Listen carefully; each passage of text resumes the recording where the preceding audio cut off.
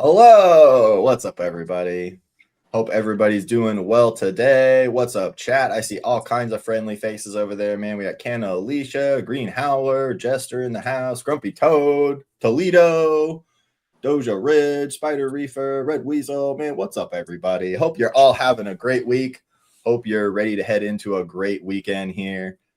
Man, we're looking forward to hanging out with you. Hope you're all doing well. What's up, everybody? We got Blesco Seeds joining us today. What's up, Blescos? What up? How you guys doing? Doing real good. Well, man. Excited to hang with you. Yeah, I'm excited to be here, bro. Yeah, I can't wait to get to it, man. We got a lot of stuff we always like to talk to breeders about. Yeah, Heck well, yeah. I'm an open book, man. So Awesome. hope I can answer some questions and, have Yeah, some fun. Well, go ahead. Take it I away. mean, we were talking a little bit before we even, clicked the camera on, and we kind of were all mentioning about how we were all weed nerds from back in the day. And so kind of maybe start us off by talking about that while Soup chews up some dank nugs. Sounds good to me, man. Yeah, so I met Subby in like 2009. I had just let me back up a little bit more. So like I got paralyzed in 2007, got in a motorcycle accident, got hit by a bus. Thought I was gonna get like Lambo money. Turned out I got no money. I got sued. So, it was kind of like one of those situations where it's like I didn't have a bunch of money to like kind of fuck myself off with, So I kind of just turned to the cannabis and was like, I'm gonna make this my thing because I don't want to be on prescription medicine all the time. I already smoked weed before I got hurt, but so I kind of knew like what it could, you know what I mean? But I had some buddies come. About like I think I was in the hospital for like, I don't know, almost 9 months. And I had some buddies come when I got out of the hospital and they brought me some weed. And it took me from like complete despair and like zero hope, you know what I mean? To like there still could be like some good things in life, And Yeah. so Awesome. I like, so I just like devoted myself to the herb and in Washington around that's like when during that time that's like when everything went medical. And I was on the forums and that's where I met Subby. And we used to talk on the forums all the time. Breed Bay was like an older forum. It was like a place where a lot of like the cats that kind of brought me along. That's where I met them all, I met Subby at Hemp Fest in Seattle. I brought him some Pandora's box. And he was like, dude, this is like some of the best weed I've had all year. Like he's just kind of like, wow, like you grew this kid, you know what I mean? And then from that moment on, like our relationship kind of blossomed. I'm the one that gave him that Killer Queen clone that he made Jack Skellington with and all that. Oh, really? Wow. Yeah, so I gave him that. Funny story about that. I actually got that at a weed church in Seattle that my dad drove me to. And at the end of service, an old timer was passing out clones and he gave me Vic High's Killer Queen. And Wow. so, yeah, it was really cool. So that was actually the first clone I ever got was Vic High's Killer Queen. And so Nice. I ended up giving that to Monty and then he kind of took me under his wing. He actually wrote a magazine article about me and treating yourself. And, that was really cool. And he just, I don't know, he just kind of took it from like, I really didn't have no idea what I was doing to like, let me show you, and it was right at the point where like I was telling you, he was really at the peak of who he was because, he was becoming Subcool, the one that everybody knew, kind of before the downturn of things. Yeah. And so so I sold seeds for him for a while, kind of just like, just watched how he moved, how he worked, saw the good, saw the bad, and then I think Jinx took over selling seeds for him in Washington and I just started blowing up trap houses. I was just like, shit, I'm just gonna, because at that time you could still make money from selling weed. So I just blew up trap houses for a while and did that whole thing and just kept popping seeds. I didn't start breeding until I was probably growing for like, I don't know. I probably grew for about 6 or 7 years before I made my first seed. But once I did, because I kind of took it really serious because like I kind of watched Subby and a lot of the guys I met on Breed Bay, Sonic, some of the really cool UK guys, you know what I'm saying, that were really like growing out numbers and like really taking a scientific kind of like a calculated data driven approach to it and the artful kind of side of like how well do you know the wheat, like does this shit speak to you, like what's the experience of this plant and Yeah. how do I lock that and like take those things that make it so special and make it better and more consistent. I kind of saw that side of it other than just like, hey, let's chuck this shit together and see what comes out of it. Oh, I Yeah. found a good one, let's sell the seeds, right? That's Right.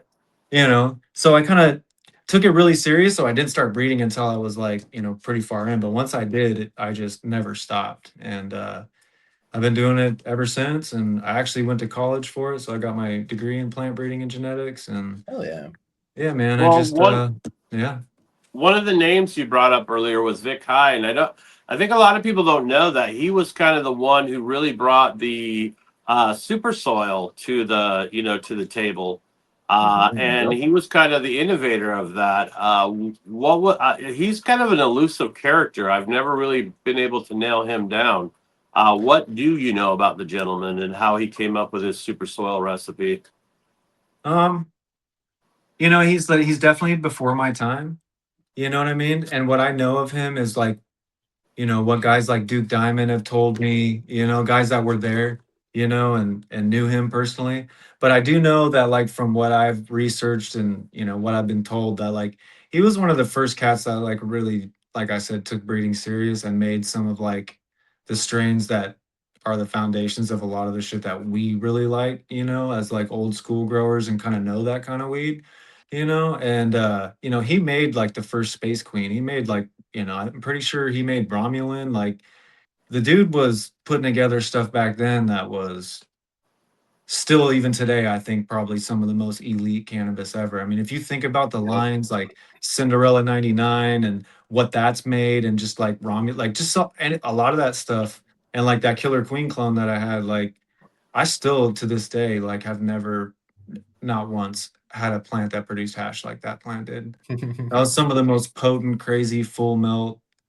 And you just don't find weed like that nowadays, like that uniqueness and just like it's just so different than what we smoke now. You know what I mean? Hell yeah. So No, man, a yeah. lot of legends back there creating a lot of awesome shit. And I just got to say, too, back to Subcool, like, man, like, so much respect to Subcool for all the work he did in bringing people into this community and in educating people and teaching people about things like super soil, about things like breeding, and also just always encouraging everybody to share their passion for the plant, man. And like, I think we walk in his footsteps so much, you know what I mean? Like we're very much trying to have that kind of a Subcool vibe here with what we do on the happy hour, trying to spread positivity to people, trying to spread knowledge to people, trying to help people get started and learn about things that maybe they haven't been exposed to yet. So like I think about Subcool a lot when we're doing this show, as well as a lot of those guys back then who were laying the foundations in many ways for like what we do today. So both with genetics and with the podcasting and the community building aspect of it. So shout out to Sub, man. Always thinking about those guys. Look at, like Frenchie, they kind of all came out of that crew. Mindo Dope all came out of that crew. There's a lot of, heady dudes that came out of just that one particular scene, And like my good buddy, Odie Diesel, he was kind of working with Sub and doing some white label breeding for him and stuff like that too up here. We're heroes of the farm and stuff. And so, yeah, some of that stuff is like, when you say, a lot of people don't realize, kind of the weed that was going around back then, because I think a lot of people are under the misconception that, there was just a bunch of brickweed going around in the 80s. But there were sections of where I was from, like, we didn't see brickweed. We didn't know what brown weed was. Everything was killer green bud from like 1982 on. And I was talking to someone about this, is like we had skunk, the sweet variety. We had skunk, the roadkill variety. Then everything else, we just kind of named it as what we thought it was, like pork chop bud or like fucking Band-Aid bud, or you know what I mean? Like it was different back then. The stuff that was going around from some of those dudes back then, I think, and I don't know if all that stuff was brought back like through Vietnam and stuff like that, because like my best friend, his dad was a grower, and he had this stuff called the Delta. And it was just like on it. It was like some of the most euphoric, nearly hallucinogenic cannabis that I've ever had in my life, man. And so I like that, you know, a lot of us home growers now are kind of bringing open that gene pool again, willing to take chances on stuff that goes more than, you know, 8 weeks or whatever. You know what I mean? Or that, Man. or not just growing for the wash or whatever.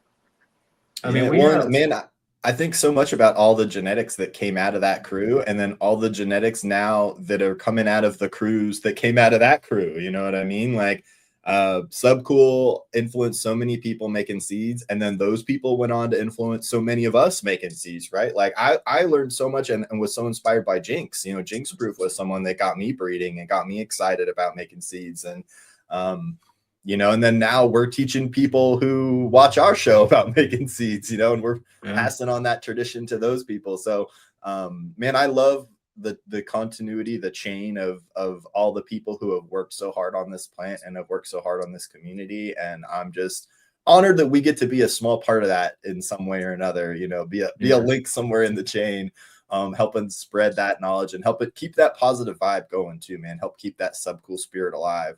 But let's take it to some dank nugs, man. I got some dank nugs we got to talk about this week. First off, let's see, what should we do first? First, man, let's take it right to Rusty Nails. Rusty Nails sent in a bunch of great stuff this week. So I want to feature that. So let me throw that up on the screen here. Love this one. What was this one, Nails? This one, he says, here's one for you. It says Lime #1 times Hindu from Freeborn Selections from Mean Gene. Looking good.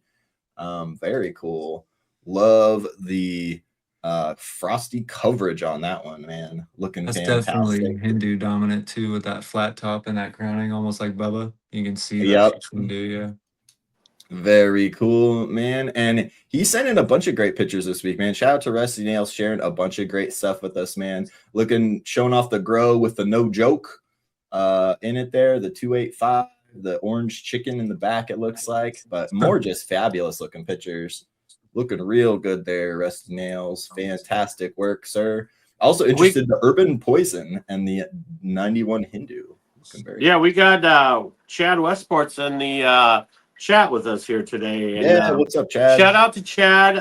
You know, he had some debacles with his websites and, you know, the man taking him down, corporate media, you know, corporate America trying to be dicks. So get out there, support the man the best you can.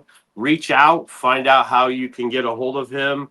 I know he's got stuff that he's just dropping right now. So it's really important that, you know, the community lets people know that his site got taken down and he's in the midst of rebuilding stuff, I imagine.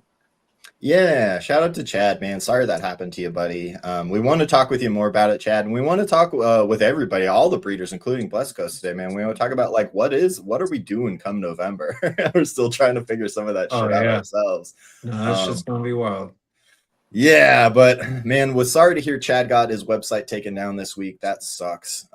So yeah, definitely support our bro Chad over there. Go give him some support. Go hit him up. Follow him on all his various platforms and channels for more news about where to get those seeds. Because I'm sure Chad will be getting a new website up or some new way of doing business here in a little bit. So yeah, it's a good time to reconnect with our buddy Chad. Go see what he's got going on. But yeah, we were sad to hear you're dealing with that this week, Chad. That sucks, man. We've gone through some similar stuff with my website, and I'm sure most people in the seed biz have at some point or another. So stay strong, buddy. Back to some more dank stuff that happened this week.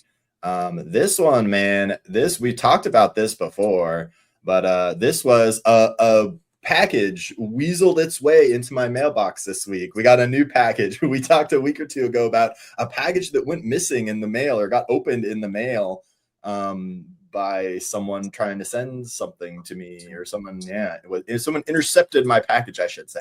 But I'm pleased to report that a package did arrive this week. And boy, was there some fun stuff inside of it. Check out this awesome chocolate bar, man. Dark chocolate, white chocolate, and it's got the fancy green stuff in the middle. If you had the fancy pistachio, it's like the Dubai chocolate thing. Yeah, man. This was so good. I've eaten most of it already. It's arrived on Monday. Very impressed, Mr. Red Weasel. Super tasty. Love the flavor of this, was so tasty. And he said this whole bar here was about 500 milligrams. So each one of those squares is about 50 milligrams. So I've been loving it, been enjoying it all week. So yes, shout out to a certain weasel who delivered a certain package to my mailbox this week. Yeah, and homie who as well as some intercepted your fantastic package. bud, I should say too. Yeah, some fantastic bud in that package as well. Whoever intercepted your package was pretty stoked, I'll tell you that. Yeah, man, what a lucky interception there. Got some dank bud for sure. But yeah, shout out to Weasel, man. He's been doing awesome work. Also, I wanted to show too. Check out, where is it? Here's his latest. Like, man, look at the grow. Look at the mainline action happening here. I believe this is the Paloma Go time. But looking fantastic, man. Look at the structure on those. Also, we were chatting this week. I was talking to Red Weasel about his cocoa mats that he's using in there. I thought those were pretty interesting. He switched to using like these cocoa mulch mats to kind of keep the moisture in his pots. And he's been noticing some cool stuff. Like he's got worms in the pots, and the worms have been coming out and coming right to the surface because the moisture in the pot is able to stay right up against that kind of mulch barrier. So very cool to see. And yeah, I'm interested in these mulch like rings. I thought that was a cool idea. That's very cool. So yeah, looking forward to hearing more feedback about those, Weasel, and seeing how those do for you. So what's your growth style, Blessed Coast? Yeah, great question. I don't really have a style, man. I kind of view like cocoa and hydro as, it's, I don't know, everybody always argues like true living soil versus cocoa or rock wool or whatever. I've always looked at it like they're just different tools, like why use a hammer for a screw type of thing.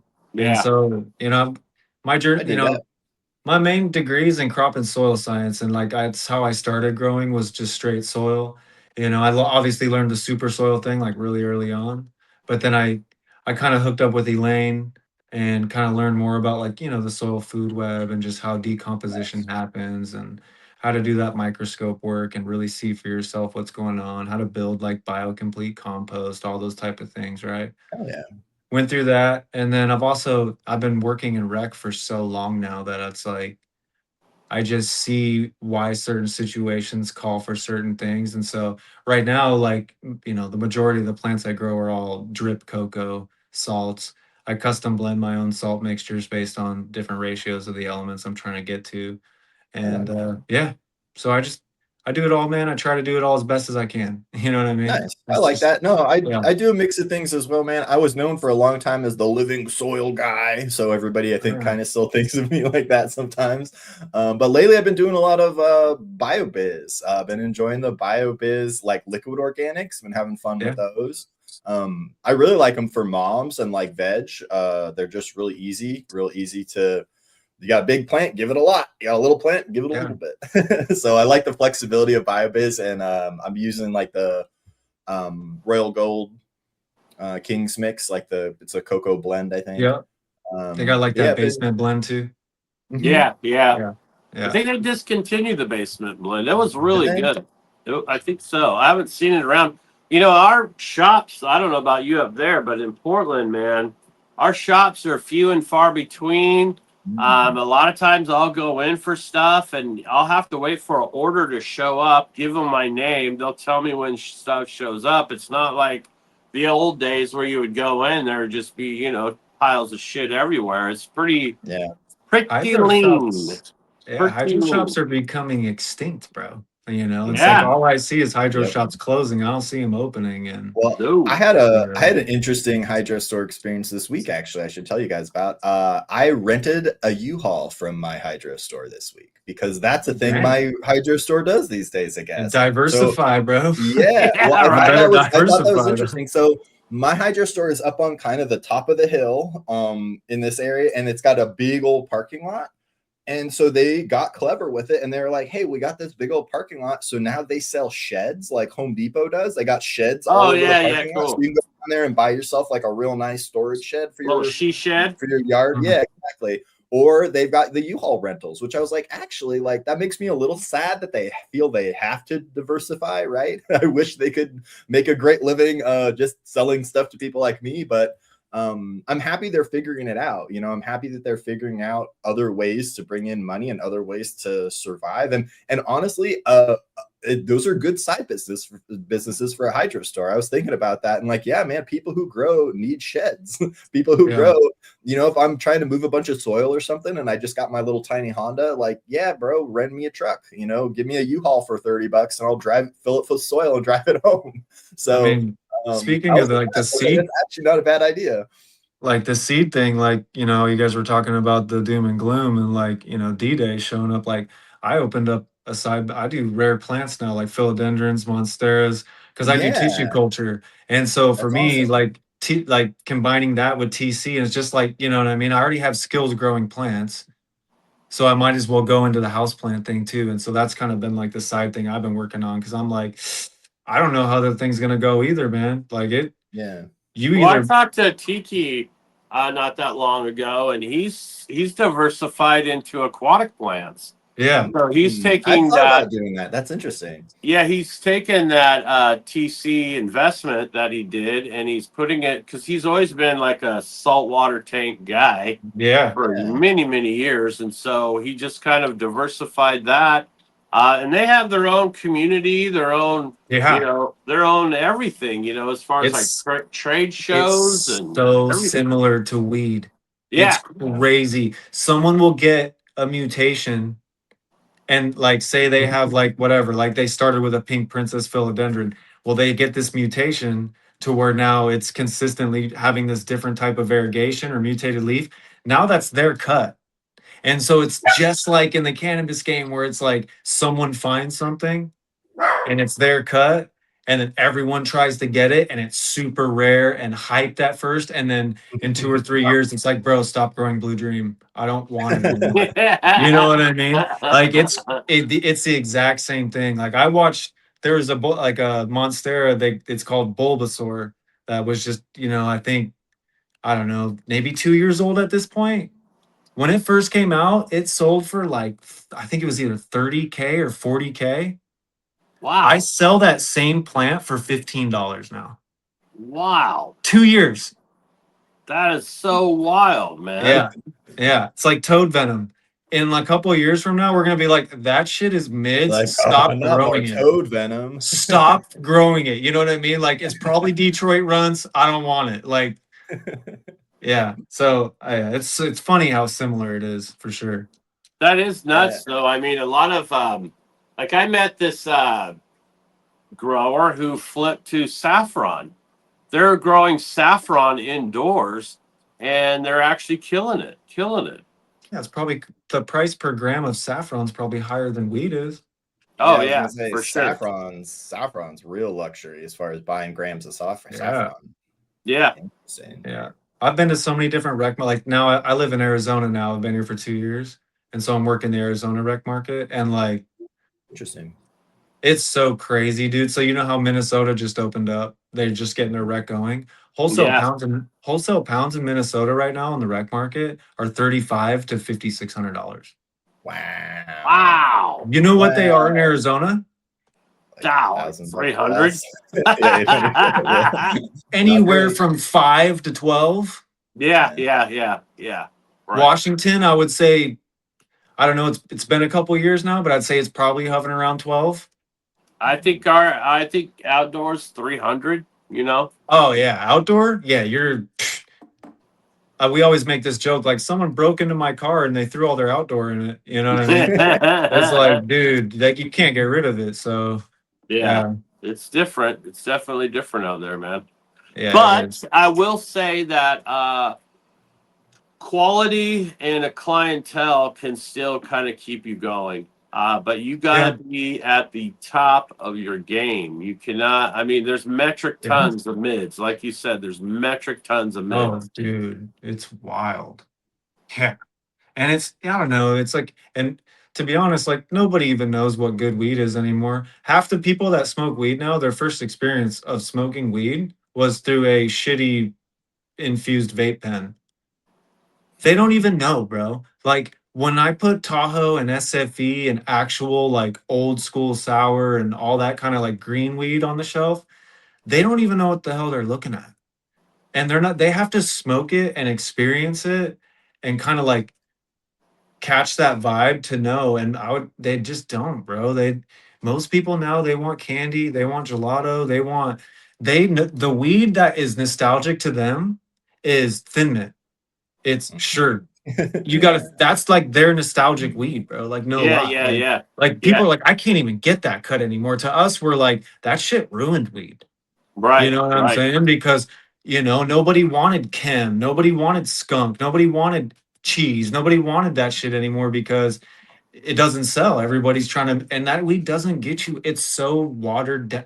There's nothing unique enough about it, and like extremely unique enough about it. I don't even care. Like, bro, we grow seeds to find stuff that changes our like experience in life, bro. There's certain smells and flavors that only come from cannabis. Yeah, yeah, Due to its genetic diversity and how heterozygous this plant is, its yeah. ability to like pollinate Mimic. itself, but also it's wind pollinated, like, Yeah, and how old it is, like, it's got to be one of the most genetically diverse plants on Earth, right? And we are stuck in yeah. they're And all that, we fuck with now. that kind of started twofold for us here in Oregon. First, it was OG Kush. That fucking just stomped out so much shit. And So then much. everybody went to flip to either medical dispo or rec dispo. And so they started chasing a THC number. So, like in Portland, we Yeah. had this great strain. It wasn't super strong, tasted exactly like it smells. It was called Cynics. It Oh was a yeah, I vor- remember Cynics. it I was a remember vor- that shit took over Yes, instantly.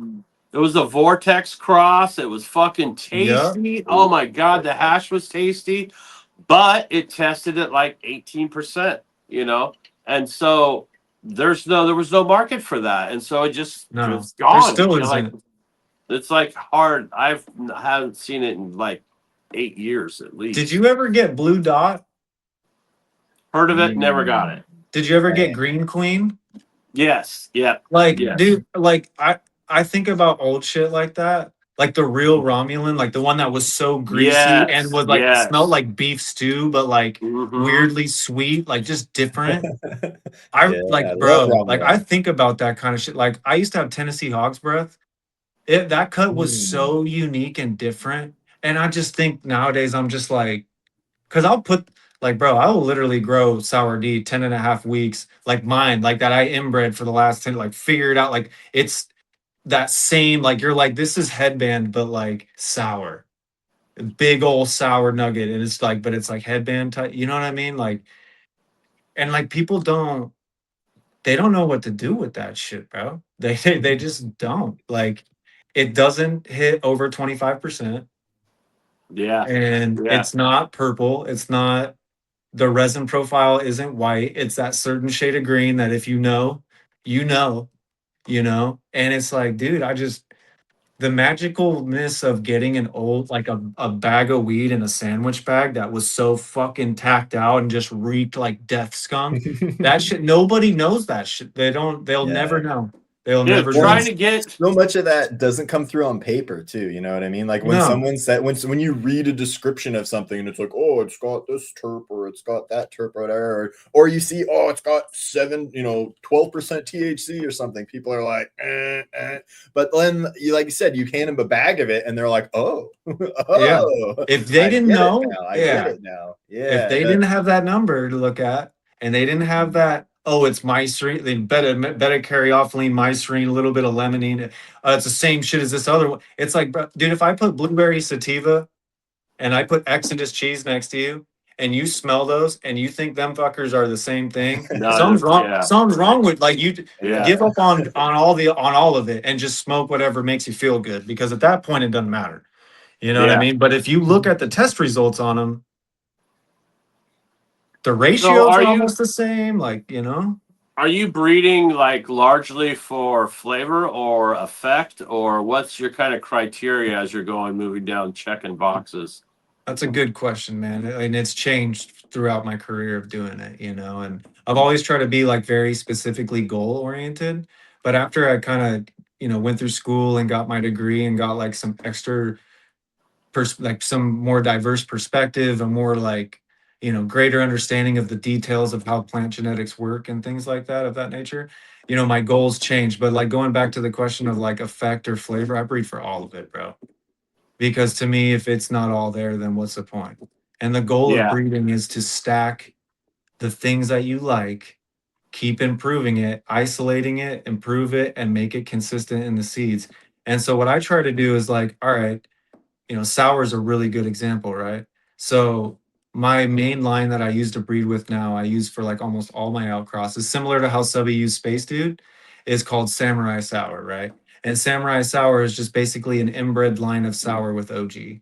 Started from like res lines, some Karma stuff. Karma helped me get some of it going. Like it's pretty much just like inbred sour OG, right? But the thing about sour diesel is, and you'll know, I'm sure if you've grown enough of it, you can give somebody the clone and they'll just completely ruin it and be like, this shit's not good because they don't know how it's not, it's a, on a scale of like 1 to 10 on difficulty of nailing it to where it's fucking just like screaming perfect. I would put that at like an 8 or a 9. It's tough. You have to know when to pull it, how to grow it, how to feed it. It reacts totally different to different lights. If you grow it outdoors, those little dog tongues become big dog tongues. It the whole way of it expressing itself right changes, you know, and that's another miss. Like I don't think people truly understand like the word phenotype is environment plus genetics equals phenotype, right? So I can have the same clone and grow it in 2 different rooms and get 2 different phenotypes. It's the yeah, same genotype, but it's 2 different phenotypes, right? And so sour has a shit ton of different phenotypes. A lot of them aren't as good as the one that you're aiming for. And so when I breed, I think about, I love the flavor. I love the mouth stain. I love the smell. I really like the uppity, witty, kind of smart, but also like, damn, I'm high, like OG effect of it, but the not the heavy. I don't like feeling too heavy when I Same. smoke at certain times, right? I'll breed for that heaviness for in a different line. But for me, like that's my like if I'm on an island and I can only smoke one thing forever, I don't get tired of sour D, bro. I know and OG. I just don't get tired of smoking it like I do even like cheese and shit that I really like. I just can't smoke that forever. Like sweet weed, I just can't. There's no way I'm smoking sweet weed every day, every joint. Like I'm not doing it. Sour is that thing. And there's a lot of issues with it, making it to where it's consistent no matter who's growing it. And so Right. my whole deal with breeding that line was how do I get that flavor? How do I get that flavor to transfer consistency, like consistently? But how do I limit the shit that I don't like and improve it? You know what I mean? I don't like trimming. I don't like real old school sour is a mofo to trim because you got them little yeah, dog yeah, tongues. yeah, The structure of it's weird. Sometimes it turns out more fluffy than at other times, depending on your light source, how you fed it, when you pulled it, all that kind of good shit, you know? And so I'm like, all right, I don't like trimming. It's the structure is nice. It yields a lot, but it's almost like too much, right? It's too stretchy. You know what I mean? So I used OG to kind of like infuse some of those genes. And what I learned through breeding, like in my, you know, school career was like, it's a lot more effective to breed for one gene at a time and carry over all the good shit that you like, but try to work on like a monogenic cross where you're isolating Mhm. one thing. And, you know, like, you know, you could say, oh, I'm going to breed for this one thing, but that one thing might be affected by multiple different genes, Right. right? And so what you have to think about is like, all right, is this like a quantitative or a qualitative trait? Quantitative as in like quantity, like how much does it yield, right? Every phenotype's going to be a gram or two or whatever off. It's a quantitative thing. Or am I breeding for a quality? Is it red or is it blue?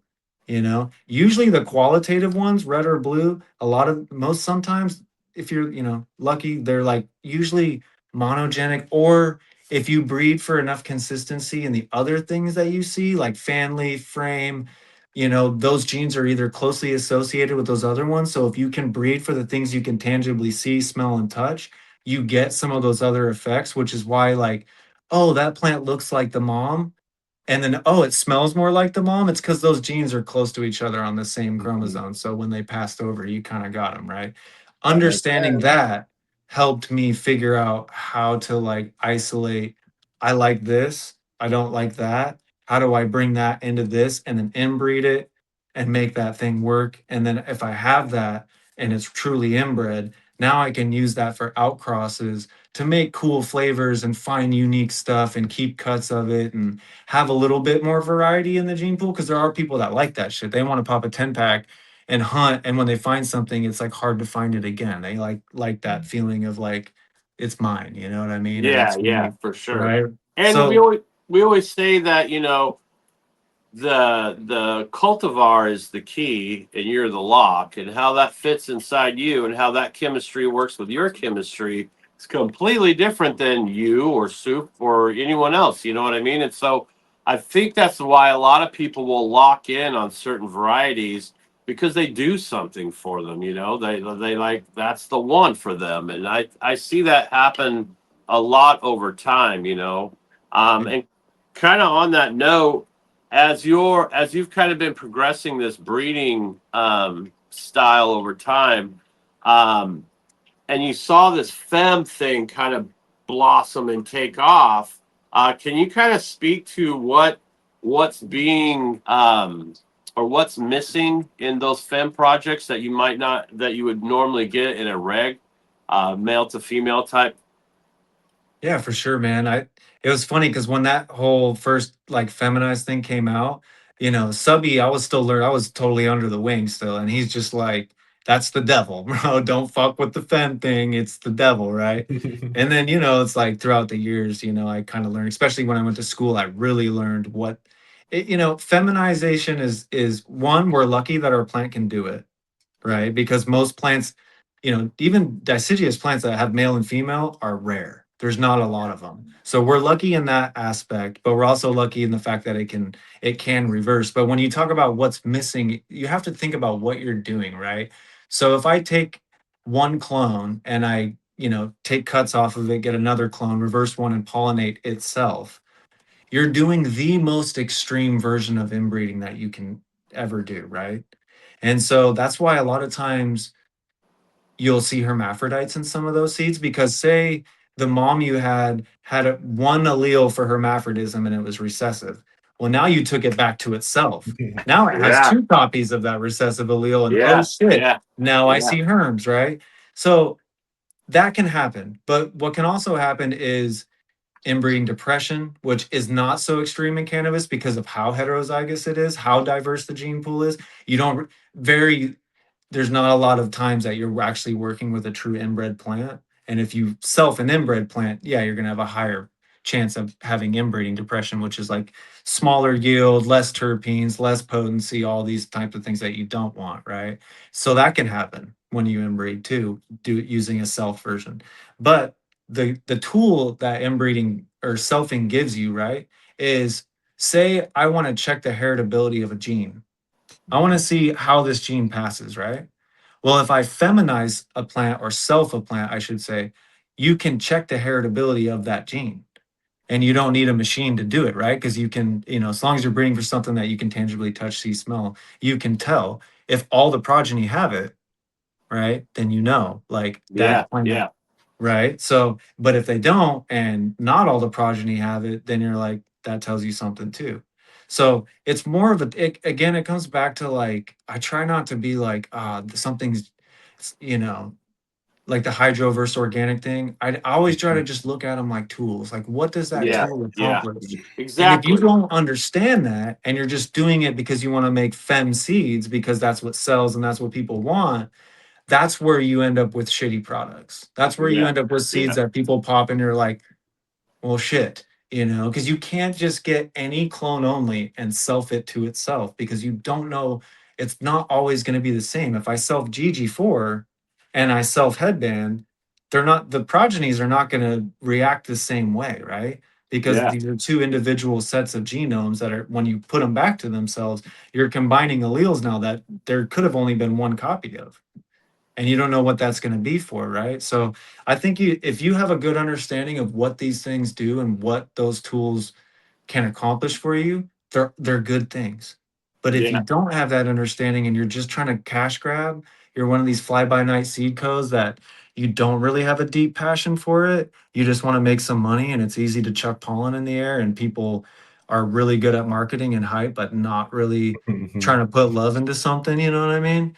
That's when you get the bad fem seeds, and like I Right. think that just happens with a lot of the white labeling and European seed companies and shit like that. So I think that was kind of the kind of the thing that really turned people off in the beginning with femmes anyways, was a lot of that European stuff that was done really badly was really fucking up a lot of people's grows. But over time people started kind of mastering that art, and you can produce really fire weed in a femme project or selfing something.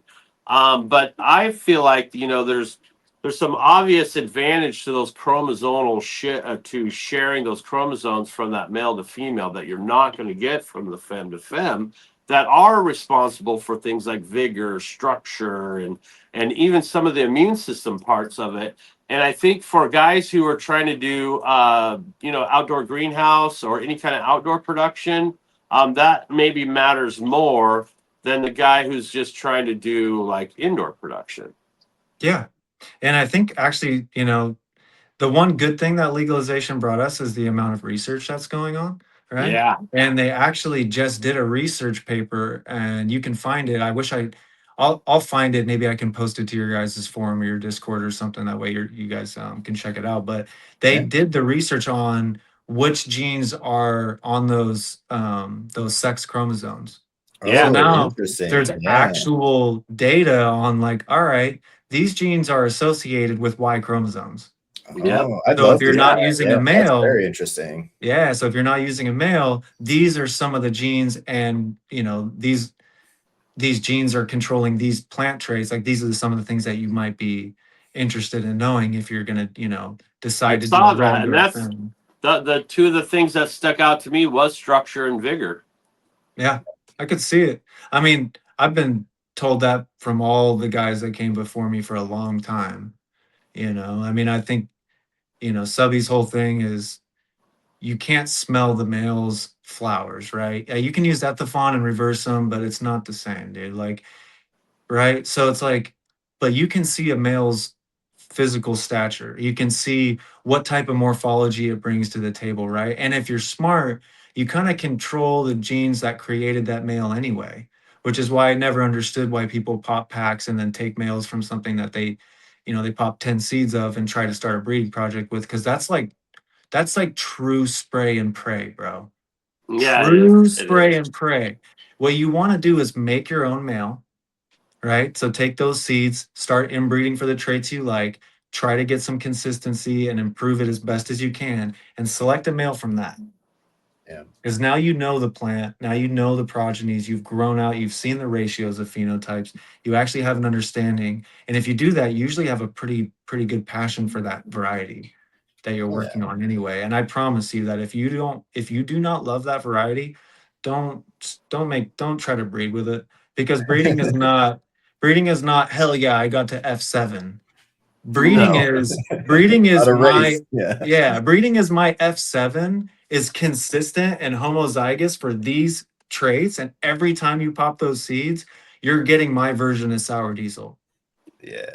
Yeah, if That's you're what getting an breeding is to F7, me. it should be because you're trying to make something, right? It should be because Yeah. you got something in mind and you're like, I got to take it one more step to get it closer to what I want it to be, right? And Or each step you're restart. getting, yeah, or that. Or Yeah. restart. You do not see I like like that. I try to use it as an example with the samurai thing that I made at least 23 different versions of the F3. Wow. Like I went back that many times and I still don't feel like it's exactly where I want it to be. You know what I mean? But I did eventually lock down the phenotype I wanted by using I don't know if you guys have heard of this. It's called specific combining ability, right? And what it just means is like, what does this specific female do with this specific male? So Right. instead of just like, oh, I like this female, this is the latest showing male, it looks the most like what I want, and just hitting that and running with it, I took that male and tested it against 23 different females, kept those seeds separate, grew them all out, figured out what the phenotype ratios were and what those seeds actually produced before I went off and made F4s. Awesome. Right. And that's the type of work that breeding requires, bro. You And cannot that's just like, work. yeah, you That's cannot important just to point make out. one That's work. line, Yeah. grow a couple seeds out and be like, oh, I found one that's like what I wanted. Sweet. Let's make F4s. I promise you that when you grow hundreds of those seeds out and you actually see what they make, you'll be like, oh shit, like that is not what I thought it was, and it happens quick.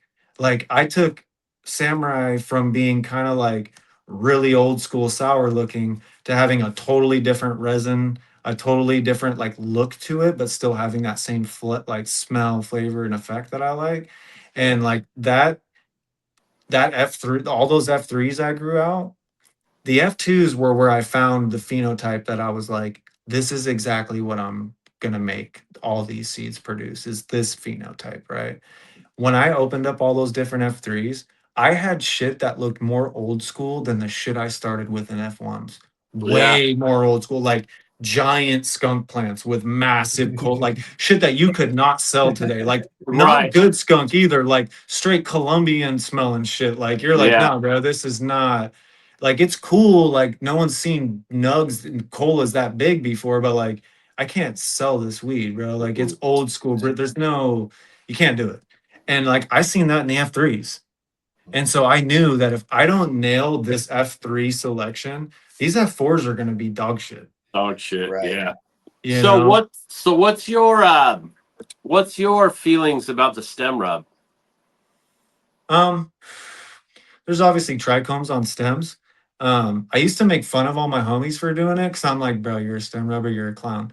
I will say though that like I can tell certain clones, like female clones, from like their stem. Like if something has Jilly Bean in it or Calio, I should say, like Mhm. if it has Cali skunk in it, orange Yep. skunk, I can fucking tell from rubbing the stem. I'm like, that's either Tangy I know or Jilly exactly what you're Bean talking or about. it's fucking Yep. Calio AE77 somewhere down the line, but I can promise you that.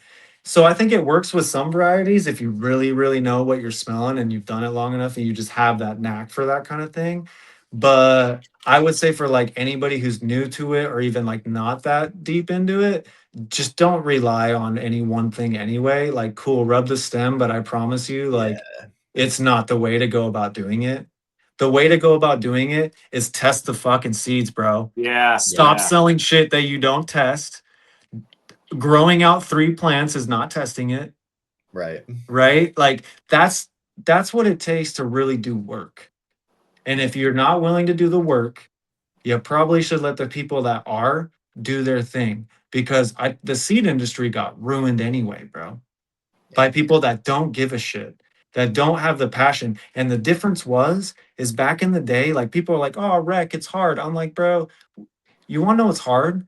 What's hard is going to prison over something that you really care about, that you see as helping people. You're helping cancer patients, bro. That whole for the patients shit got so ugly and nasty, dude, that like weed has so much good. I've seen so much bad with this shit too. But I'm like, bro, the ones back in the day that were risking their freedom to do it, you want to talk about passion, dude? Like those were the cats. And you can see it in the weed they made. The I cats think nowadays, this is what's motivating, and it changes how you select shit. I don't care. Like it it does. does, and I think intention brings something to the table too. I think intention in this within the cannabis plant and community, the shit kind of comes floating to the top. You know, we recognize the real when we know the real. You know what I mean? Yeah. 100%. Yeah. Ones that No, know that's know. one thing we've talked about a lot on this show is the difference kind of between breeding and pollen checking. And I have no problem with people having fun pollen checking, but I think you need to be honest that you're pollen checking if you're pollen checking. But I also, to me, man, it's a matter of all these things we're talking about too, like you said, are tools, right? And there's so many different tools to get where you want to go. But the most important thing at the end of the day, from my mind as a breeder, is you got to have a place you want to go. You got to have that intent, right? You got to be trying to make something, because if you're just dicking around, you're just dicking around, right? Whereas when you start making actual selections with actual intentions behind them, when you start actually thinking about like, what am I trying to make with this? Am I just trying to bang two things together, or am I trying to actually pull out specific traits? Am I trying to actually like go for something specific? So that's something we talk about a lot, is like trying to come up with like, what is the goal in whatever you're trying to do with your seeds. If you're making seeds, like what are you going for, you know? And to me, that's such an important point, is just the difference between having intent and not having intent. And then also what you were saying before about like all these different things are tools. Like selfing is a tool, back crossing is a tool, inbreeding is a tool, and those tools are there to help you get where you're trying to go with the plant, right? To help you try to negotiate the twists and turns of the genetics to try to end up somewhere where you're trying to go. So yeah, I love all these things and love talking about all of this. So thank you so much. I'm enjoying it. Yeah, brother. I think what muddies the water a lot too is that it is an art at the same time, right? And you know, people can scribble on a piece of paper and be like, that's art. But when you find a serious artist, somebody that's like serious about their art, you can just tell, bro. And it's just like, I don't want to put people down because they're not as serious as I am, right? Like, I don't want to put anybody down ever. But what the problem is when you have cats that aren't that serious about it out there and they're just like selling seeds, it just, I don't know, dude. It just kind of like, I don't know, it makes you feel some kind of way, bro. You know what I'm saying? Because you're like, man, like, no, there's cats that like really do this and like live off of it, right? But Well, I you're out think here, you know. one of the things you brought up too about, you know, back in the day and the difficulty of things is like sometimes your breeding projects were your next year's run. And if Yeah. that didn't go through and if that went to shit, well, then your whole next year went to shit. Yeah, you're in trouble. You're in You're trouble. in trouble. Yeah. Yeah. Yeah. No, and sometimes projects don't work out. You know, sometimes projects you don't go the way you want them to, or sometimes you got to start them over, or sometimes you got to take a step back and delay it or something. And so I think that's also why having intent is important, right? Because you want to know where you're trying to go, or at least know like what kind of thing you're trying to make. And I mean, we rely a lot on our community. That's one of the great things JR and I have going for us as kind of breeder types is we've got a bunch of great people who test stuff for us and grow our stuff for us. And we've been able to collaborate with so many people in our crew and work together on things. So that's you know, and a bunch of my seeds that I've made and put out in the world have been things that JR put his work into pheno hunting, like his outfit, right? He found something super special, shared it with the world, and then I was over here in my corner making my thing, you know, and then we are able to bring that together. So to me, so much of breeding too is a collaborative thing and is kind of trying to work with other people and trying to also see about like and recognize like the people who came before you and where your stuff's coming from, you know, where you're getting your, you know, I shout out Jinx Proof all the time because a lot of my stuff I started with Jinx genetics. You know, I started with a Go Time pack, a couple Go Time packs from Jinx Proof, and found some amazing shit in there, and that kicked off my project. And then from there I started seeing like, oh well, what do I want to make with this now that I have these cool like ingredients I found, like what cool shit can I mix this with, or what can I, how can I steer this in different directions? And then from every project I've made with those things, it brings up new ideas for me. I learn, it brings up new things. And I'm like when I first made the Paloma night, cross JR's Paloma with my ladies night, came out great, but it was real heavy on the terpinolene, right? Real heavy on the Jack side of things. And I like that, but I also know not everybody's super into like that heavy Jack flavor. So it's Jack like, turns everything Jack. Yeah. And so I was like, how can I unjack that part of it out more? Yeah. Or not unjack it, but how can I like balance it a little bit better? Right. And so that's where my Paloma Go Time came from. Like my next project was, let's strip out one layer of Jack from this and make it again and see what happens.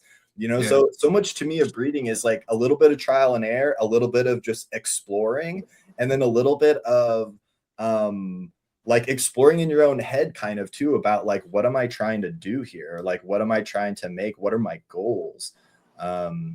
And yeah, it's been so much fun learning and so much fun walking this path with our community too. Like I said, working with our crew who's been testing stuff for me and been helping give feedback and everything. It's been just a hell of a journey that's been super cool. So it always baffles me, bro, when I see somebody who's a breeder drop a menu and there's like 8 or 9 crosses and I'm just like, bro, there's no way, because most of the shit that you make is not good.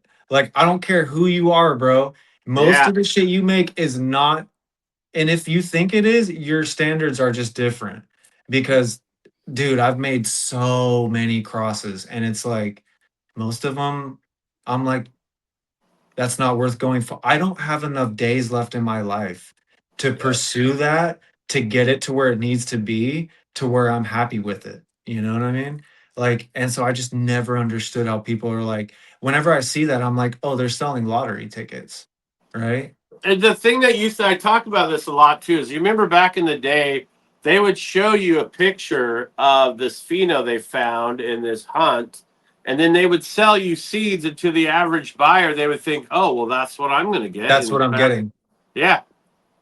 No. You're lucky if you get that. But I will say, a lot of the guys that, you know, back in the day were doing some of that real work that led to the crazy shit that we found. Like, yeah, they were different. You could tell they were from the same variety, right? Mhm. And like nowadays, I can pop seeds and be like, I don't even know if I could, you know, unless they're femmes, like it'd be kind of hard. Like, I could literally pop a 10 pack and have 4 different strains that I could rename and put on the shelf, and nobody would know. For sure. Nobody would fucking know. Yeah. Yeah. You know? And I like to think that when people grow my seeds out, like, you can't do that. Like, I would like to think that you could grow 5 females out, throw them all in the same bag, mix it up, and sell it as the same kind of weed. That's hard to do. That's really hard to do. It is. And that's Like the this, goal. And it takes 10 years to do that. yeah. This last project I did, I sent out, I think, over 140 packs for testers, 15 each. And the variety of stuff that came out of that is insane. I mean, everything from fruitiness to baby poop to, I mean, just all over the place. And so it's like, when you get into stuff like that, it gives you an opportunity, like you said, to find something that you're going to want to now, that sings to you, vibes with you, and it's now going to be your rabbit hole. Yeah. Yeah. Yeah, that's what it's about, man, is finding something that really, like I said, like, you can smoke that weed forever. And if you don't have that weed, you're gonna fucking regret it, bro. That's the shit that Yeah. I try to work on, man, where I'm like, if I don't have this, am I gonna be mad at myself? Can I smoke it every single day and not be like, I'm tired of it? You know what I mean? Yeah. Which is why, like, I'll do like some blueberry work, I'll do like some cheese work. Yeah. I just can't smoke sweet weed all the time. I love that shit. Like, to be honest, like, crossing Exodus with sour diesel and making like a sour diesel Exodus is Ooh. fucking wildly good. Crossing it with certain fruity shit, if you do it right. Like, I remember Subby was crossing a bunch of shit with it, dude. He made Dairy Queen. He made so many different cheese hybrids. Some of them were straight dog shit. Like, the one he hit Corkle, I was like, dude, this is ass. What are we That's doing? not it. It's not it, bro. Like, let's not hit Urkel to cheese because it just didn't work out. But every once in a while, you hit some cheese and you're like, God damn, like, you are Cheese not is an getting that interesting smell. one. Yeah, cheese is an interesting one because cheese combines with some stuff so well and makes something new and interesting and funky. And then other times, you're right, it's terrible. And you know why it's like that? Because all cheese is skunk. And if you really go back, dude, like, I grow this pineapple strain. It's UK pineapple, skunk again, right? UK pineapple to Cali Schnapple to Sour D, and it was made by Sonic, right? That fucking pineapple plant is so insanely like, I've grown pineapple fields, like, I've grown all the pineapple shit. That's the most pineapple plant on earth I've ever found. It's like ridiculous pineapple, right? That plant is fucking skunk.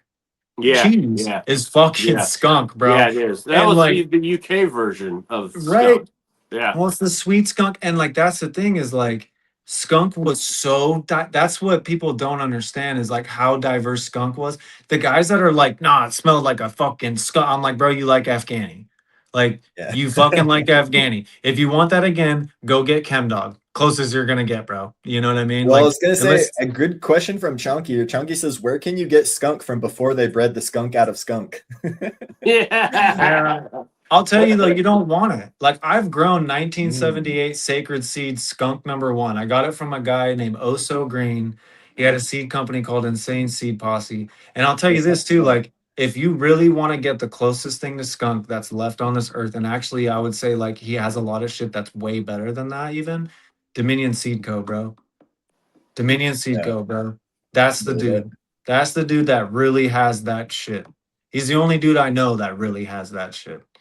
You know what I mean? And Believe it. yeah, Duke Diamond and Dominion Seed Co. If you were looking for actual skunk, but anyway, like you don't want that old shit, bro. Because trust me, when you grow it, you're gonna get Colombian, Acapulco, tiny little Afghan plants that don't produce shit.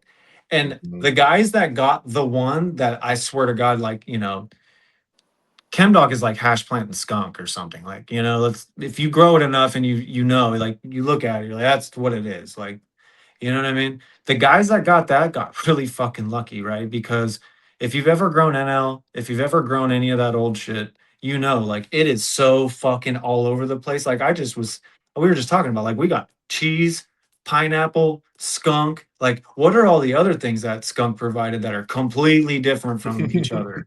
Right. And so that's what's cool is like when they hybridized Afghani to all these different crazy sativas, like, and actually those are inbred lines. They're geographically isolated, so they're super inbred even if they're not. When they combine those and made actual real hybrids, because not just because you cross something to another don't make it a hybrid, right? It's two inbred lines crossed together make a true hybrid, right? Right. That hybrid shit is what had that explosion of diversity that we all picked different shit out that vibed with us, worked on it, and that's how we got Vortex, bro. That's how we got Space Queen. That's how we got Jack the Ripper. Like all these different, that's where Jack came from. Is Super Silver onto probably another Haze, like you know what I mean. And it's like all that old shit is so diverse. That's where we got all of our shit. Nowadays, we're like so focused on this little piece of it that all that weed just kind of is boring and bland and just we're just over it. And I don't want it no more. You know what I mean? But everybody buys it. So that's what we get stuck growing. That's the unfortunate part about it. Because they don't know Well, about that shit.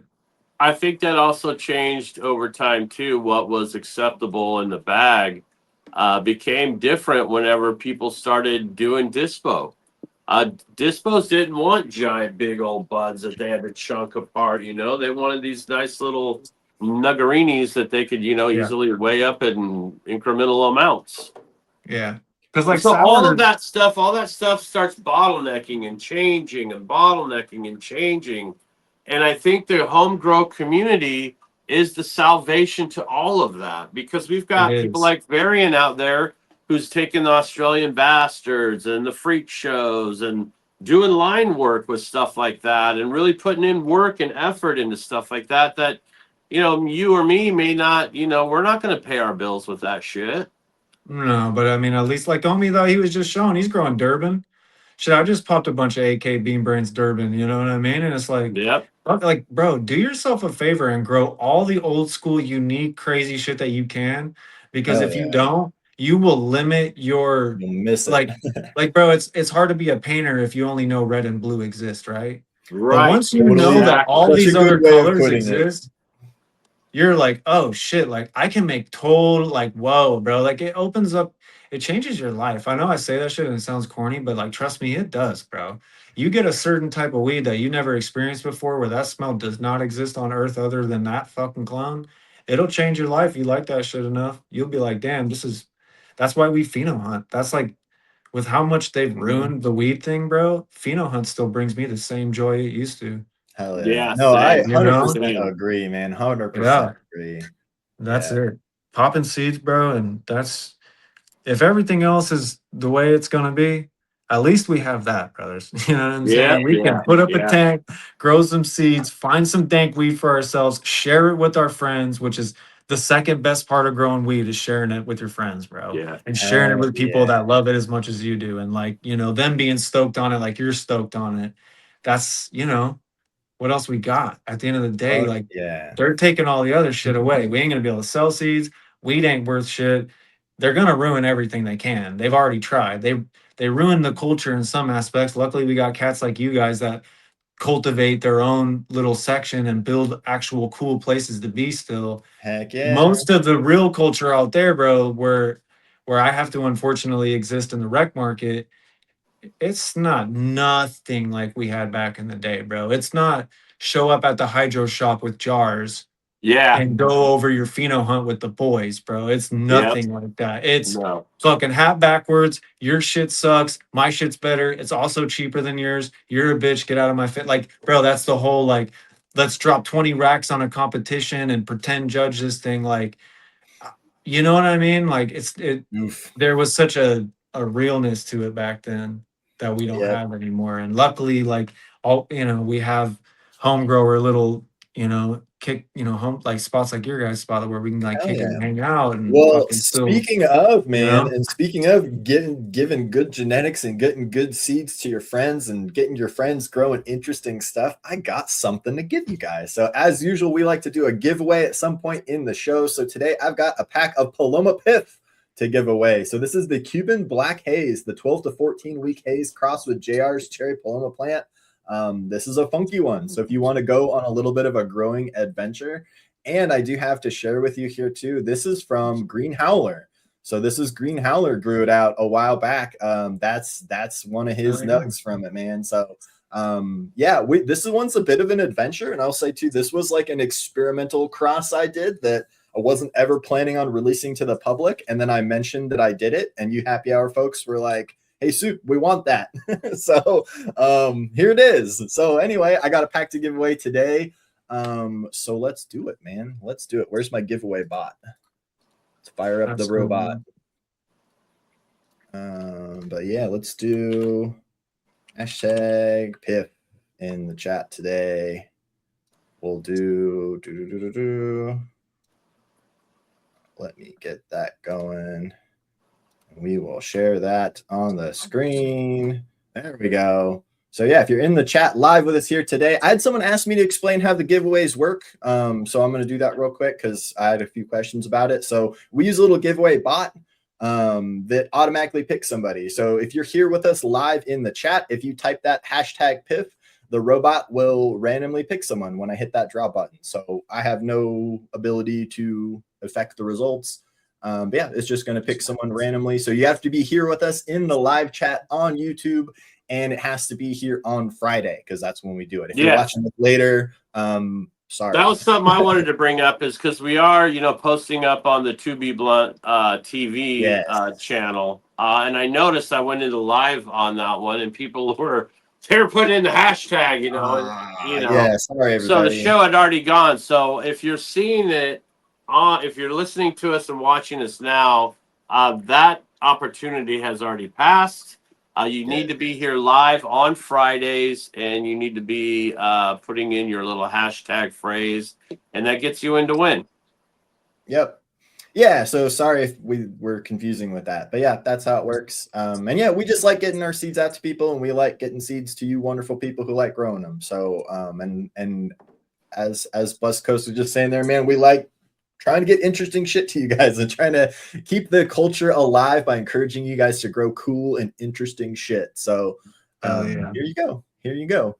I love making cool and interesting shit for you guys. So and yeah, it's also to me another good reminder that like for me, so much of my breeding is just me making shit for myself.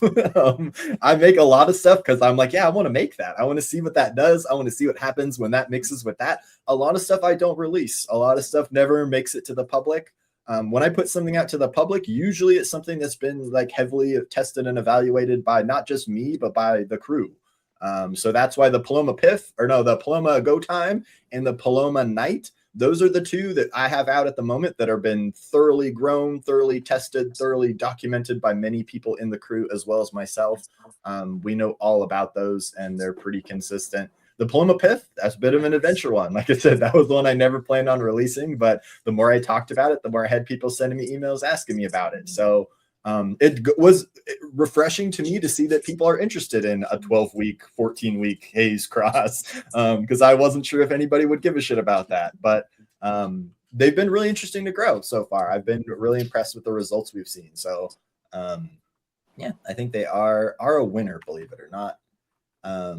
So yeah, excited to give a pack away. So we got 109 entries so far. I'll let that go for another like minute or so. So get your entries in if you want to win.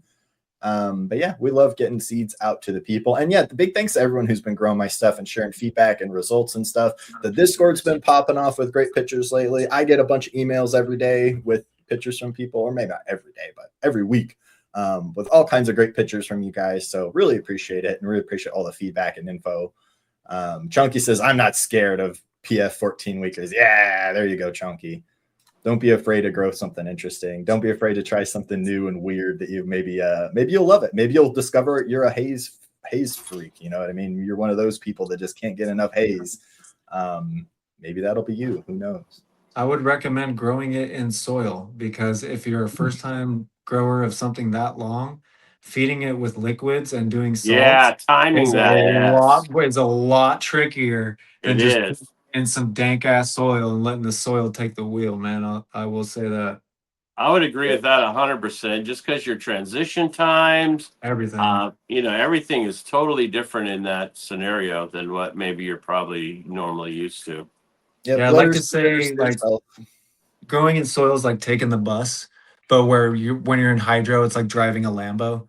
You know what I Yeah. mean? So it's like with those ones, if I'm gonna be like, I'd rather not drive 14 hours. I'd rather just get in a car and have someone else I drive. like and that. just- you know what I'm Yeah, saying? I like Like, that I'm analogy. chilling, That's a bro. good Oh, analogy. we're there? I like Hell yeah, dude. I was asleep for 6 hours instead of like, holy fuck. You know what I mean? Like, I better not mess this up or this thing's gonna die. You know Well, what I and mean? trying to drive your Lambo at high speed for 14 weeks straight without goofing something up or without Yeah. taking a corner taking a wrong, wrong right? turn Yeah. somewhere. Yeah, You're just take the sweating rest. bullets, Take the bro. rest. Week 10 come along, you're like, ah shit, Ooh. it's faded out and it's gonna die and it needs like 6 more weeks.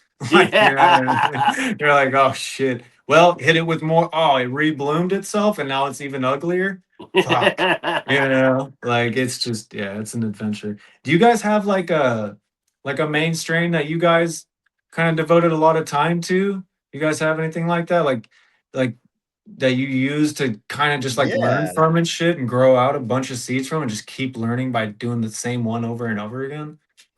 Yeah. I Well, would. so I found something about 10 years ago called Ladies Night that was I call it Ladies Night. It was a cross I made of some Jinx proof stuff with some other older subcool stuff actually. Some it's got OD Diesel's Time Wreck Mail in there. Hell yeah. It's got some Blackberry Kush in there. It's Okay. got a lot of Jack and a lot of Hell's OG in there too. Fuck yeah. Those Angels is good. Yeah, so that was my ladies' night. Was a bunch of that stuff that I made and have done a bunch of pheno hunting work with, and did a bunch of other breeding and crossing with. And then JR is known as the Cherry Paloma guy, I think, in most corners of the Hell internet. yeah. I didn't even know that, but I've heard of Cherry Paloma, so that's cool. Yeah, Right on. Cherry Paloma is from Raw Genetics, who's been a good friend of JR's and of both of ours, I guess, for a long time.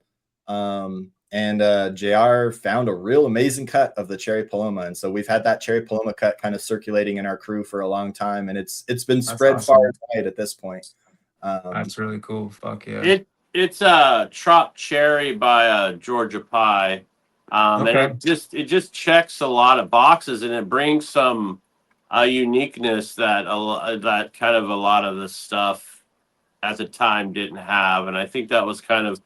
Also, I had entered it into a competition at the Dude Gross Cup, and I got second place. And I noticed that a lot of those, to me, it's grapefruit gas and funk and skunk.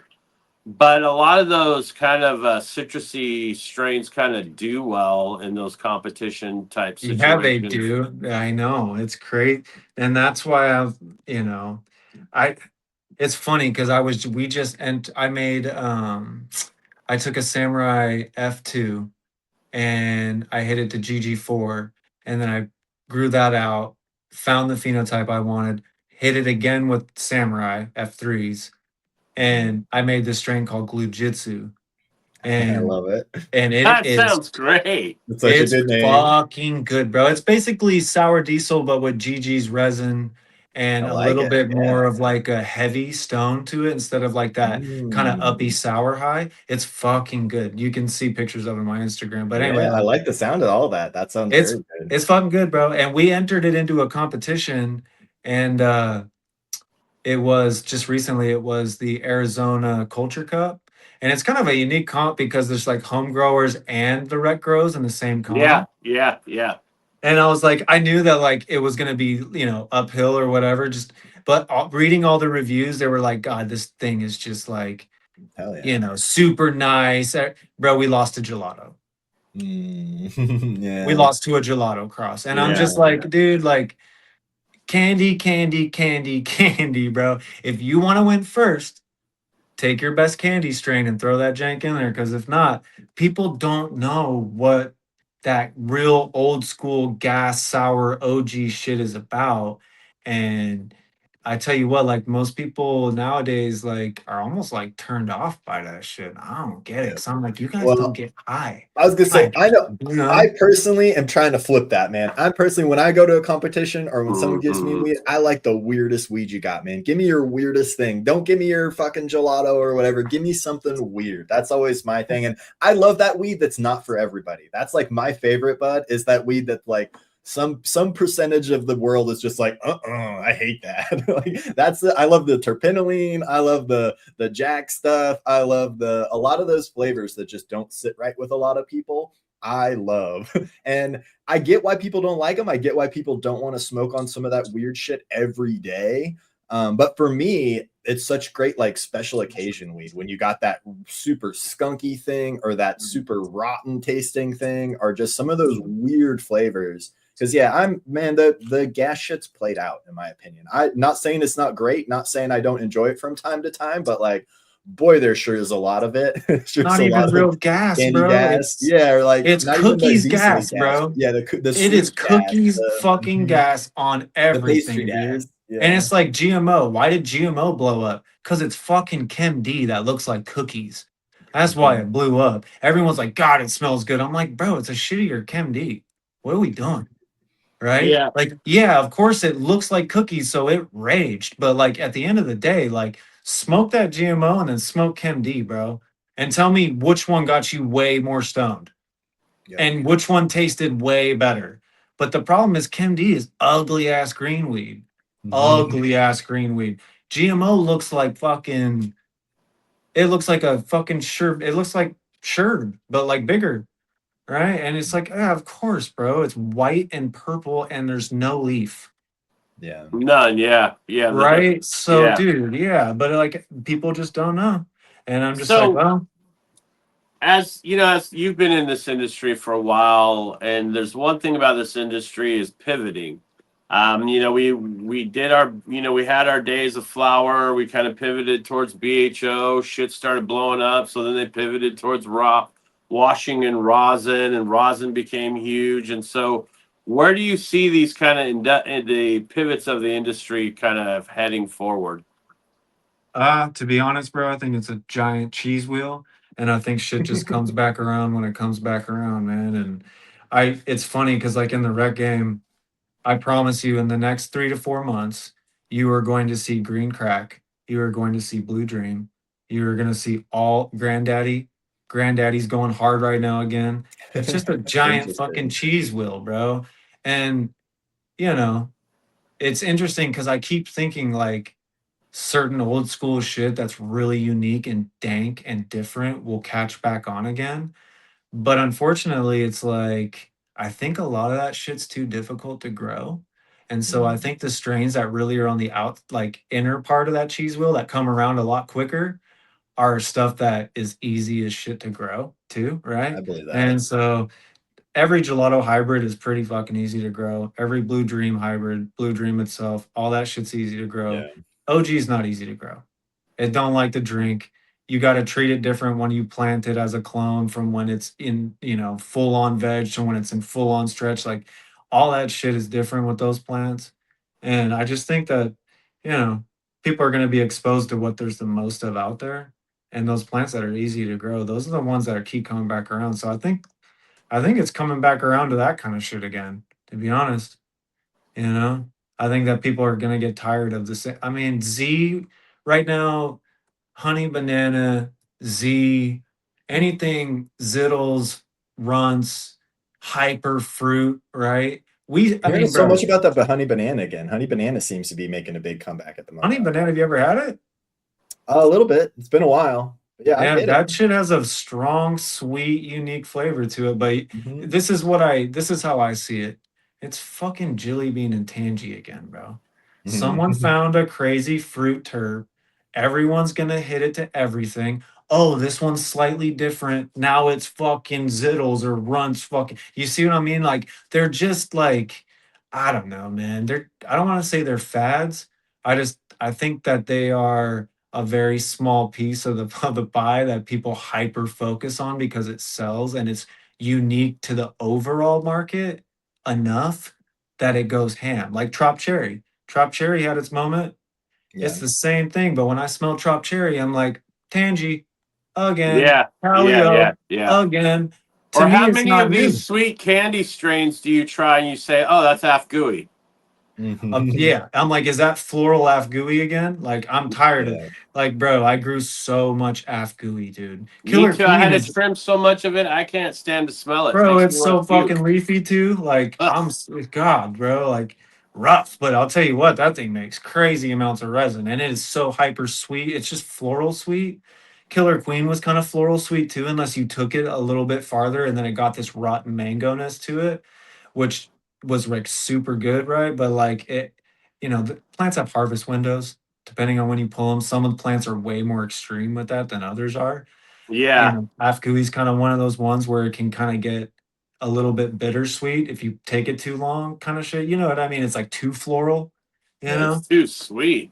To Yeah, me, it's it too was sweet. almost like just like maraschino cherry, just Yeah, nauseousness. exactly, bro. Exactly. Which is what I'm going back to where I'm like, I just smoke sours and OGs all the time because I don't get tired of that shit.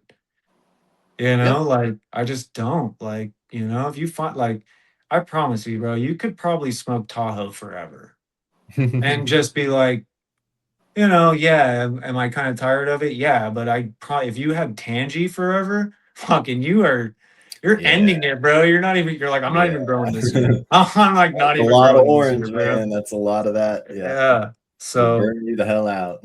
Did you ever run across a strain called the White? oh yeah. I definitely Like did. white fire, the white, everybody used it to add resin because it didn't smell like anything. It literally It was smelled like white as it fuck. was Yeah. like it was like, bro, if you just smelled straight hash with no terps, that's what the Yeah. white smelled Hash like, turps. dude. Yeah. It was a hash terp, straight up. Yeah. But I like remember Wi-Fi white. 43, White Fire, White Urkel, all that rascal shit, that shit was dummy good. Like crazy heavy stone, tiny little dog shit plants, but you're growing Yep. kush. Yeah. So, like plants only, especially plants like that where they don't have the genes to like really make massive root systems and frames and all that type of shit, they can only uptake so much currency out of the soil and they can only spend Yeah. that currency in so many places.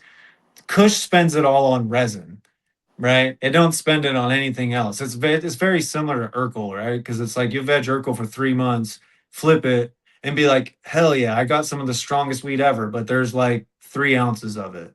Yeah. Fuck. You know what I mean? And so that's just you just gotta decide like if you're gonna grow that heavy shit, are you willing to pay the price for it? Which is why I don't understand how all the weed it has the same price point. I'm like, bros, you're telling me I grew this sour for 10 and a half weeks and you pulled that fucking zittles at 45 days and we get less than you, dog.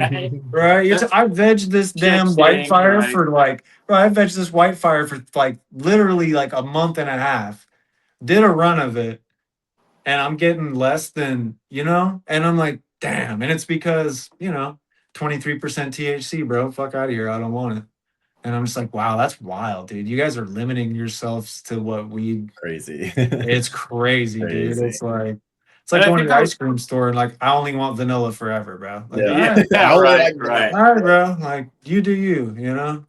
Well, I think a All lot right. of the people in our community, especially, they're growing for a medical vibe as well. You Oh know what I yeah. mean? Hell So yeah. the effect of how it reacts to your body and how it brings you relief has a huge factor in the stuff that I know that I personally select for. It I like should. the flavor. I love it.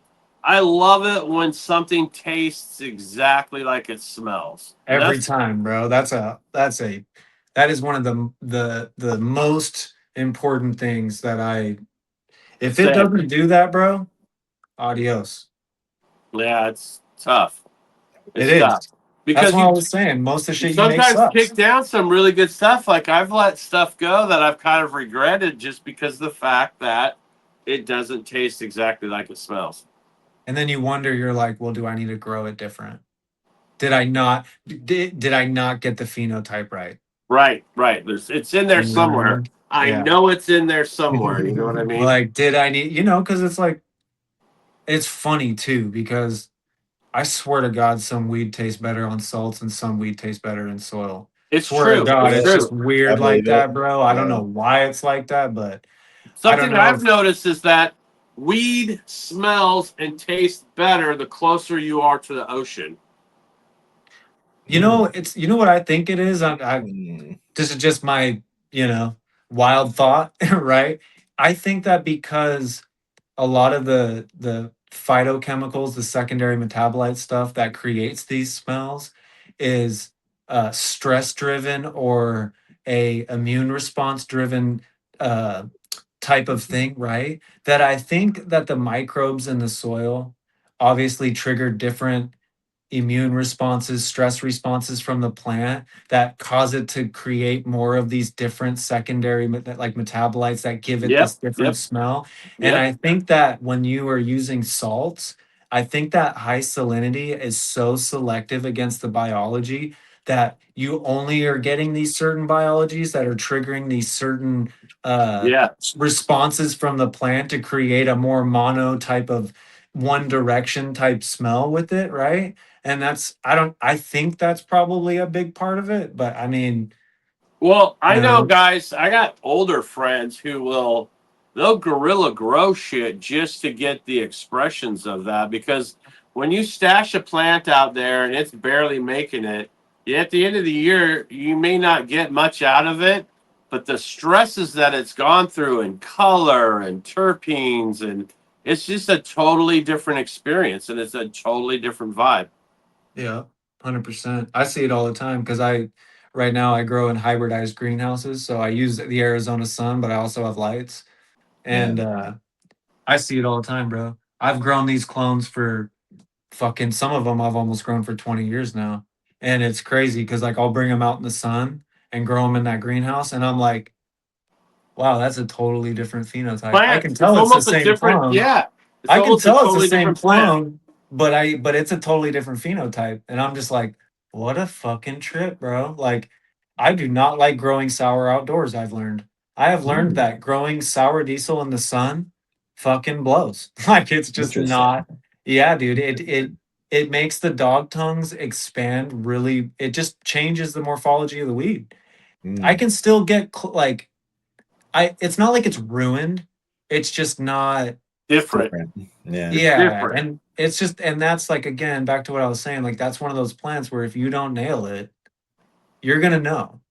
Because if Interesting. you've had it right, you're always gonna be chasing that again. Yes, You yes, know what I yes. mean? It's like GG4. If you grow GG4 under HPS, LED, and outdoors, you will see three completely different phenotypes, Yep. dude. Yeah, you You'll be will. able to tell it's the same clone, but you'll be like, holy shit, this weed's different. Yep. And I personally I just think that I have seen I got a homie named Two Tone Willie. He's a lot of That's people my know him. homie. What are you talking Yeah, as about? you say, Yeah, we that's met the homie, Willie. What's right? up, Willie? Bro, Two Willie's got Tone, good weed. me and Two Tone have traded clones with each other since I was like fucking Awesome. me and him have always a lot of the stuff that I run and that he runs is stuff that me and him have traded back and forth. But he did a run of GG4 one time, dude. That was so mind fucking blowingly crazy Yeah, good, dude. It yeah. was I was just like, dude, And I've only ever once grown it to where it was like close to that. And I did it under the exact same light that he was using you know what I mean? Different nutrients, but similar thing, you know what I mean? We're both using bottled nutrients and cocoa, whatever. But dude, that run of GG4 was fucking legend, bro. I still have Yeah. not ever to this day seen one. And I've grown GG4 in 3 different rec spots. I've grown hundreds of pounds of GG4. Like I've grown so much. And our cut, the one that me and him share, is like he got straight from dude at a show, you know, before he passed. So it is like, you know, I mean, a lot of people have it, but there's also a lot of like, is that an F2? Like, it's not the same. I'm sure Yeah. you guys have had the same clone I'm talking Yeah. about. It's Yeah. crazy how different that clone is under HPS versus LED. Yeah. Shout out to Two Tone stuff. Willie. I have a pack of it's called the Stranger. Oh And yeah, he said it's the strongest weed he's ever I've produced, smoked the made. shit. I've smoked it. It's fucking strong sativa, bro. Like, it's crazy. It's really strong sativa, man. And Gotta pop them, it's JR. Gotta ticking pop on the them. 8 years now that I've had it. So it's like I better Homegrown get to ground. getting, you know, or Yeah. it's gonna take some Better grow them embryonic. drinks. It's Yeah, good. He that has sounds another big. one Make it called happen. Make it happen. Element 115 Yep. that I Mm. think has the stranger in it. But yeah, Two Tone's cool, man. He's he's definitely given me access and to some really cool shit before, and I've always Yeah. appreciated Yeah. him for Same. that. When I had cancer, he came down. He came down from Seattle to come visit me, and he brought me a bunch of materials so that I could make RSO. And so yeah, I mean, there's always a spot in my heart for Two Tone Willie for sure. Bro, And you know, when we did you threw ever that, know? we Did you threw know? that event here, the Dude Grows. I organized the Dude Grows Cup here in Portland, and that he won that year with Mac One, and that was the first I time. bet. I That's bet the you first did. time people had ever even seen it, man. Nobody even knew what Yeah. it was at the time. And he crushed it. It's funny because you said Thin Mint. I took second place with Thin Mint, Oh and yeah. he took first place with Mac One. I still have that Thin Mint clone. I still have Oh, it. really? So yeah. Really? Oh yeah. Yeah. Dude, everything I Same got. one that Mike made fucking cookies and cream with. Yeah. Yeah. Well, Mike did well. You know. Yeah, you know. Hell yeah, dude. Yeah. Well, we are having such a good conversation. I feel like we could go all night, but we do at some point need to let these people get to their weekends. Hell yeah. Enjoy. I'm But with yeah, it. I'm happy it's before we Friday. do that, man, I do want to make sure we have time to give these dang seeds away. So let's push the button here. I'm gonna hit it. We got 136 entries, and she's picking somebody now. Let's see where she lands. And today's winner is it's Sam Posick 3D. 3D. Sam Posick 3D. Sam, congratulations. And you get in touch with Congratulations, me, man. soupthegardener@gmail.com, and I will get those out to you. Hit me up. And yeah, if you did not win today, well, I'm so sorry. It sucks for you. But you can head on over to growerslove.com where you can find all my other stuff if you're interested. But yeah, congrats to Sam for winning this week's pack of seeds. Sam Posick 3D. Congratulations. Did you know Danny? Quadriplegic Danny JR? No, Didn't know him. Did you No. know Vlad? No. Vladimir? No? Okay. No, I don't think so. Sounds familiar. Washington boys. You're deep in the Oregon hills. Yeah. Yeah. I'm down in the Portland Met. Yeah. Oh yeah. Well, anything else? Oregon State. Go Beavers, by the way. Hell Go Beavs. Anything else we got to do today, JR? I feel like we took the plan and we threw it out the window and just had a great conversation. Yeah, we did. We did. Wonderful. The one thing we want to mention a little housekeeping. Next week is Miles Filippelli from Fermented Plant Extracts, and your weed should taste good. Yeah, excited to talk to him. I've heard that dude's awesome. He's a great guy. They don't make guys like him. I mean, when the amount of knowledge that he is gifted to the community and to people who seek knowledge, guys like that are few and far between. So yeah, shout out to Miles. I've heard great Oh, things. that's another good shout out from the chat here. Sicko says, "Hey, join the To Be Blunt grow off." I don't know a ton about it, but I know the To Be Blunt crew are doing a grow off. They did an East Coast, and I think now they're doing a West Coast like kind of thing. But yeah, check that out, man. Check out what's going on with To Be Blunt. They're doing the grow off, and check out To Be Blunt TV, man. Like I said, you can find us over there. You can find Chunky and the Seeds for Charity people over there. You can find the To Be Blunt crew over there as well. Come hang out, man. We're trying to build a cool community, and we'd love for you to be a part of it. And next Wednesday, Jesse's going to be doing a Discord cloning and kind of thing, and I'm going to hop on there with him, and we're going to do a session. So hell yeah, dude. We need to get those guys on. next Wednesday. Yeah, that's awesome. We need to do more collaborations with those guys, JR. Let's get them on here. And I will be providing the genetics for the West Coast thing. And from what he said is, I think it's like 8 different varieties, 2 of each, and people will be doing head-to-heads, and then it just kind of does a bracketed system until they come up with some final way to determine greatness. Gelato.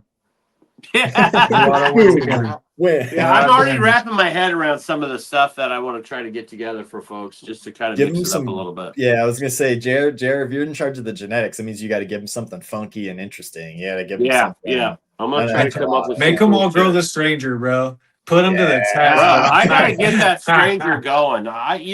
When he said it was the most, intense weed, I was a little intimidated by that myself a little bit. I'm not gonna lie. Super strong sativa weed from Two Tone Willie. You gotta plant that. Like, what are we doing? I was through the joint about that far, and I was like, Two Tone, you're tripping, bro. This shit ain't even that strong. I got that far down the joint, and I was like, oh shit, he ain't tripping. Yeah, I was like, this shit is strong, dude. I'm like, old school creeper. Like, I could have been blinded by a string of dental floss. I was fucking, you know what I mean? I love it. That stuff's that's what I'm into, JR. You gotta plant it. You plant it, send me a cut, man. Yeah, I gotta get that going, kids. I'll get that going. Yeah. Do it for the kids, bro. Do it for the kids. Hell yeah. Guys, Blessed Coast, man, thank you so much for coming and hanging with us today. It's such a good time hanging with you. Definitely, you fit our vibe for sure, man. You're happy hour crew for sure, man. Been great hanging with you. Love all the great information and breeding talk. We love talking seeds and breeding over here, as everybody knows. But yeah, thank you so much for coming and hanging out with us. Where can people find you and find more about you? Let's give yourself a good shout out. Yeah, man. blessedcoastseeds.com. You can find packs there. I got a Discord, The Artful Science of Cannabis, and my Instagram is Blessed Coast Seeds. I usually respond pretty quick on Instagram. If you DM me on Instagram, I respond pretty quick. I try to respond quick on Discord, but I'm just not as fast on that as I am on Instagram. But, we've been saying that everybody's got like one platform they're good at, and then the rest are terrible at. I'm trying to learn the Discordiness. I'm trying to get corded. Discord's cool, man. I've been a part of some I have friends now that I've met through Discord that, I'm pretty sure we're gonna be friends for the rest of our lives. And word to that's that. Where it's at, man. There's not many of us left that actually like vibe together on the same plane, So it's cool. Man. I hear you. Like-minded individuals is cool, man. I hear you, man. Hell yeah. We had a great time connecting with our Discord crew as well, man. Join our Discord as well. There's a link to our Discord in the description below the video. So if you want to come hang out with us, and go join Blessed Coast Discord, go hang out with him. And check out those seeds, man. Like I said, you got me interested in some Tahoe. You got me thinking about that Tahoe again. I leave on Sunday. I'm going to Tahoe from Sunday to Thursday next week. So I'm going to be at the lake with my family, having a good time, taking a vacation for the first time in like a decade. I'm a little nervous. Blowing my mind. I know. I couldn't do 5 days. I don't know, man. I can't be on that long. Yeah, no. Ever make it down to Arizona, bro? You can go to Sticky Saguaro. That's the dispensary that I grow for, and then there's Tahoe, SFE, Sour, Headband.